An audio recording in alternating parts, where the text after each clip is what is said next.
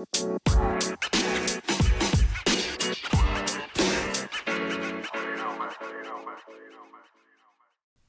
we back, and we back, and we back. Hello, ladies and gentlemen. Welcome to Sauna I.E. I'm your host, XO. This is your first time listening. Welcome to the show. Welcome in. Man, it is already January. The middle of January, to be exact. And, man, the year's already blown by. I'm looking up like, dang, it's already the 15th. But that's how it is when you're an adult. Time just flows by. But besides that, welcome to Sunai. If this is your first time listening, welcome to the show. Here at Sunai, our ultimate goal is to educate and help entrepreneurial millennials who are navigating through their mental health journey. Myself, I've had my ups and downs when it comes to mental health. I've lost people when it came to mental health, and just understanding and researching and doing the things that I've done over time is one of the reasons why I started Sanai to really help us when we go through our mental health journeys. But this episode, I bet you're wondering, what is this episode going to be about? In this episode, we're going to be discussing avoiding those January blues. You know how it is, coming off of fresh the new year and all the holidays that just passed. You feeling like you still in 2023 and you're in 2024. So it's like one foot in one year and the other foot in another year. So it's like, how do I avoid those January blues? And we got to start this year off right, the positive mindset. You know, January is not just a month. It's an opportunity for renewal, for growth, and setting a stage for an incredible year, the type of year you want to have. Because you know, when it comes to January, you have to start off on the right foot to get you that right momentum for the year. So, wherever you're at, whatever you're doing, I just want to thank you for taking your time out and coming on the show, listening to the show. And I hope this episode helps you out. And if it does, share it with a friend, subscribe to the show, whatever it may be. I greatly appreciate it. I usually kick off my shows with the quote of the day. And my first quote is, spend zero time on things that don't matter. Sometimes we have to reevaluate, what are we spending most of our time on? Because if you don't know, time is our biggest currency. How are we spending the majority of our time? Are you working a 9 to 5 and then you get off? You're at home working on your business for 2 or 3 hours, and then you go to sleep for like 6 to 8 hours, whatever it may be. What are you doing with your time? And are you spending your time on things that don't matter? I was listening to a podcast today, and I just really had to evaluate my decision making. It said, are you making your current decisions based on the future you or the past you? And I was like, man, that's deep, because I've been spending a lot of time just being distracted instead of doing what I need to do for my future self. And that's one of the reasons why we're getting this episode today, because I've been distracted lately saying, oh, I ain't got time, but I do have the time. I've just been BSing around. But once again, back to the quote, spend zero time on things that don't matter. And with this episode, we're going to be discussing the January blues. You know how it is. I'm still feeling it too. I'm feeling like it's the holiday season, but I know it's not. It's the beginning of the year. You got to start the year off right. The first quarter, the first month of the year. I know it's like a fill out month, but it's still having that momentum and building up. That's why I want to drop this episode in the middle of January, simply because let's understand, how can we avoid the January blues? And the first thing will be the power of positivity. Before we delve into the strategies, let's acknowledge the impact of a positive mindset. How is your mindset right now? Like, my mindset lately has been shaky. It's been positive, and sometimes the negative tries to creep in. But personally, me just being aware of that and assessing that and understanding, like, okay, I can't let those negative thoughts or the negative energy creep into the positivity that I've created. over the years. So it's just understanding that. And according to a recent study by the American Psychological Association, individuals with a positive outlook are 69% more likely to achieve their goals. Positive thinking not only enhances mental well being, but also contributes to better physical health. This January, let's leverage these statistics to fuel our journey toward a more positive and fulfilling life. How are you looking on this year? What do you want to accomplish? How is your outlook on this year? What's your perspective on how the year is going to go for you? And it's understanding that it starts this month. 15 days have gone by, whatever day you might be listening to this, but it's like, okay, how do I want this year to go? And what do I need to do this month to make sure the year goes as planned? It's 4 quarters in a year. It's the first quarter, the first month. Don't try to exert all your energy in the first month, the first quarter, and you end up burning yourself out. Move strategically. And understanding that, I know January, for me personally, like I said, has been steady, but I know I need to put my foot on the pedal because I've been slacking. So it's like, okay, let me see how I want this month to go. Overcome those January blues.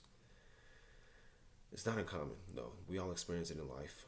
It's as we transition from holidays to the routine of a new year. You're like trying to get your foot back in the door of, okay, what do I need to do? What do I want to accomplish? And with the right mindset, we can actually turn this potential slump into an opportunity for growth. And here are some motivating tips to overcome the January blues. Number one, set micro goals. Break down your larger goals into smaller ones, achievable tasks. Celebrate these micro successes to keep the momentum going.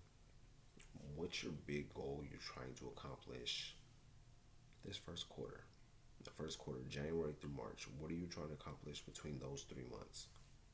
And how can you break those down to smaller goals? How can you have the micro goals for January lead up to the bigger goal for March or at the end of the quarter, whatever it may be? Or you can see it like, what do I want to accomplish this year, and what do I have to do every month to get to that large goal? Number two would be create a vision board. You have to visualize your goals and aspirations. You can't just say, I want this to happen. You have to really picture it happening and feel yourself in that moment. How would it feel to have what you have, to have what you want in the future? How would it feel to be a future self? And really honing in on that on a daily basis, closing your eyes and visualizing how you want your life to be in 5 years, how you want your life to be in 10 years, and really feel into that moment. And don't limit yourself when it comes to visualizing, having those visualizations, because the world is yours. There's nothing off limits. So dream big, visualize big for what you want, and have that vision board. A study by the Dominican University found that individuals who created a vision board were 67% more likely to achieve their goals. 67%. So it's like, okay, create that vision board. You can do it for the year, for your future self, whatever it may be. Create that vision board because you're 67% more likely to achieve your goals when you have that vision board. Number three would be morning affirmations. This is something I do in the morning myself. Start your day with positive affirmations. Research from the Carnegie Mellon University shows that affirmations can reduce stress and improve performance under pressure. In the morning, what are you saying to yourself? Are you waking up, praying, meditating, saying your affirmations? What affirmations are you saying? How are you talking to yourself? How are you controlling those negative thoughts? Are you not being on your phone the first 30 minutes to an hour? Because that plays a huge role in how it affects your day. So what are you doing in the morning to really set your day and your mindset for that day? Those morning affirmations are key. Number four would be connect with nature. When was the last time you spent time outdoors? It's probably been a while, huh? Every day, Every day I challenge you to go on a walk, whether it's 15 minutes, 30 minutes, an hour, whatever it may be. Go on a walk for like 15 minutes. No cell phone, no nothing, just yourself walking around, viewing the houses, the trees, whatever it may be that's by you. Just spend 15 minutes outside, getting that fresh air. A study in the Journal of Environmental Psychology found that exposure to nature enhances the mood and increases feelings of vitality. Get outside, walk outside, be outside in nature. It's great for you having that fresh air and things like that. And now I want to talk about some strategies to maintain a positive mindset. Some things that I've been doing lately that I did all throughout last year and that really helped me and some of the people that I work with. Number one would be gratitude journaling. Take a few minutes every day and just jot down some things you're grateful for. What are you grateful for today? And jot down like I say 5 to 10 things. You can think of 5 to 10 things and just jot that down every day. Every day come up with 10 new things, 5 new things, whatever it may be, whatever's best for you. And just having that gratitude journal, being grateful for everything that you have and everything that's coming to you. Studies from the University of California found that practicing gratitude enhances overall well-being. That gratitude journal helps out. I'm pretty sure all the mentors you probably listen to, all the people you look up to, always discuss the gratitude journal. Number two would be mindful breathing. Incorporate mindful breathing exercises into your daily routine. Research from a Harvard Medical School indicates that deep breathing reduces stress and promotes relaxation. That mindful breathing, being aware of your breath, taking more breaths in, and really just counting that. What I recommend is using the Calm app. It has the breathing on there, or even if you have an Apple Watch, the Apple Watch is perfect for when it comes to incorporating the mindful breathing techniques in. The next one will be surround yourself with positivity. Engage with uplifting content, podcasts, books. Positive influences can shape your mind. According to a study published in the Journal of Consumer Research, exposure to positive stimuli enhances positive thinking. So, how is your surroundings? Do you have positive surroundings around you? Do you have negativity around you? How are your surroundings? And really evaluate that, because once you start surrounding yourself with positivity, it really starts to show up within you. So check your surroundings. What are you listening to? What are you engaging in? Are you gossiping? Are you complaining? What is going on around you? Are you listening to podcasts? Are you listening to uplifting content? Are you reading? What positivity are you creating within your life?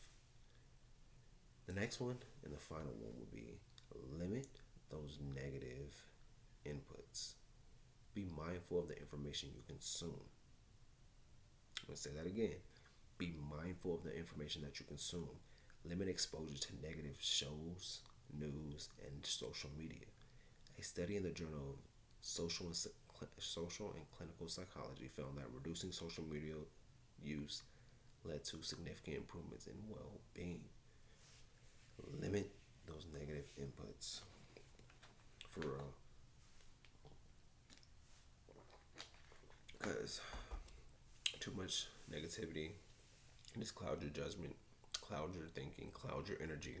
Be mindful of what you're consuming, because it'll be consuming you.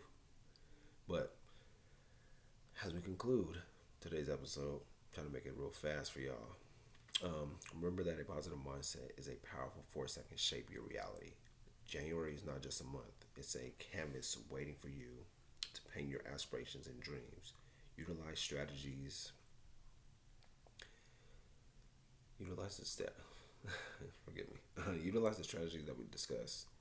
Stay motivated, and with these tips that I've shared, I hope they was able to help you out. And let's have a great year.